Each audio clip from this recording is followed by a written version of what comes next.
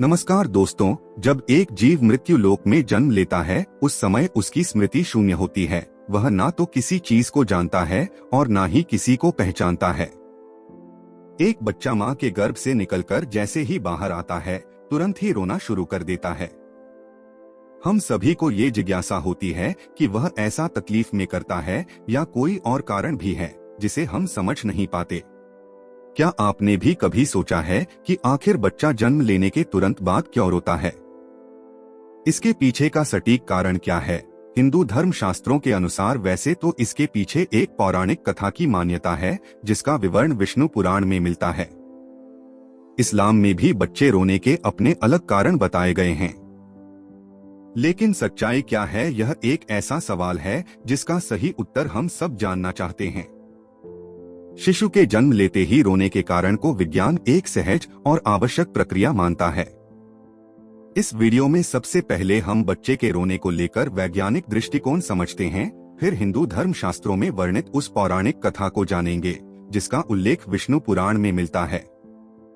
नमस्कार दोस्तों, स्वागत है आप सबका हमारे चैनल श्री डिवाइन में। आपसे अनुरोध है कि चैनल को सब्सक्राइब करें और वीडियो को अपने दोस्तों तक शेयर करें।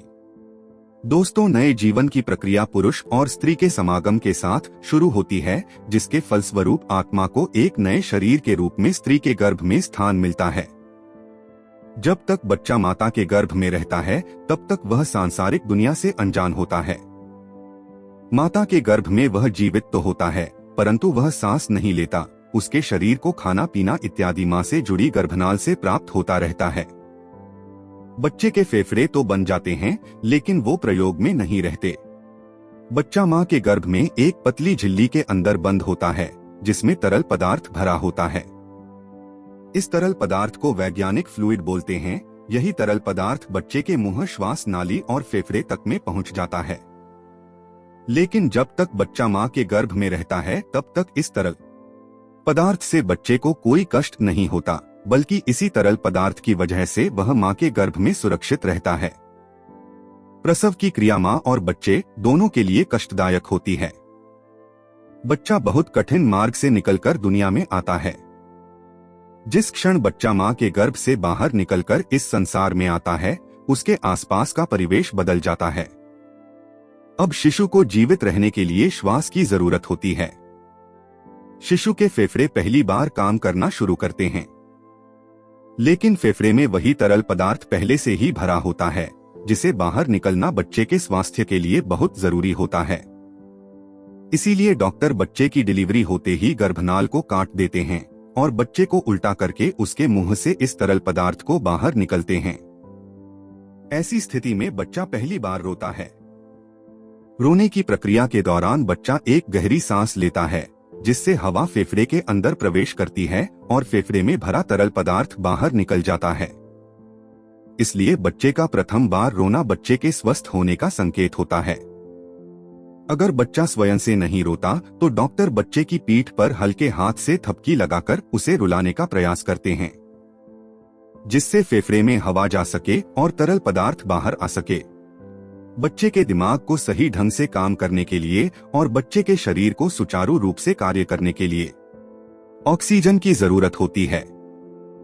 जिन बच्चों के फेफड़े से तरल पदार्थ नहीं निकल पाता उनके फेफड़े में पर्याप्त हवा नहीं पहुंच पाती।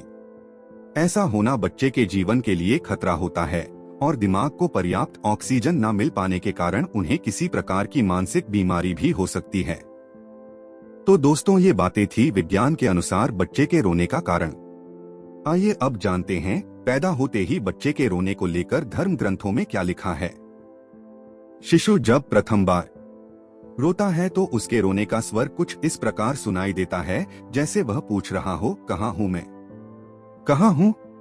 विष्णु पुराण के अनुसार जब भगवान विष्णु ने ब्रह्मा जी को सृष्टि की रचना करने का आदेश दिया तब ब्रह्मा जी सृष्टि की रचना कर रहे थे।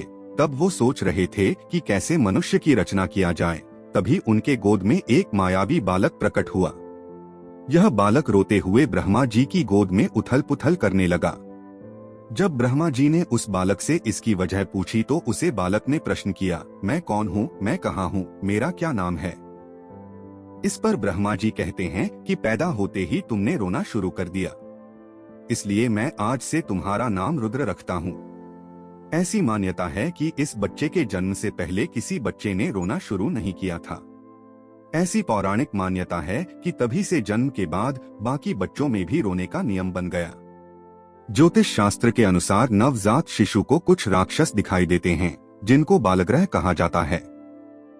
ये घोर और विकराल रूप में होते हैं, जो बच्चे को डराते हैं, जिस कारण बच्चा रोने लगता है। इनसे बचने के लिए ही पीले सरसों से हवन किया जाता है, जिस धुएं से बच्चे का स्वास्थ्य अच्छा रहता है। दोस्तों, क्या आपको बच्चे के रोने का कारण पहले से ही पता था? हमें कमेंट में बताएं।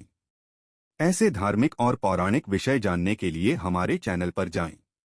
मिलते हैं अगली वीडियो में किसी नई जानकारी के साथ। तब तक के लिए नमस्कार।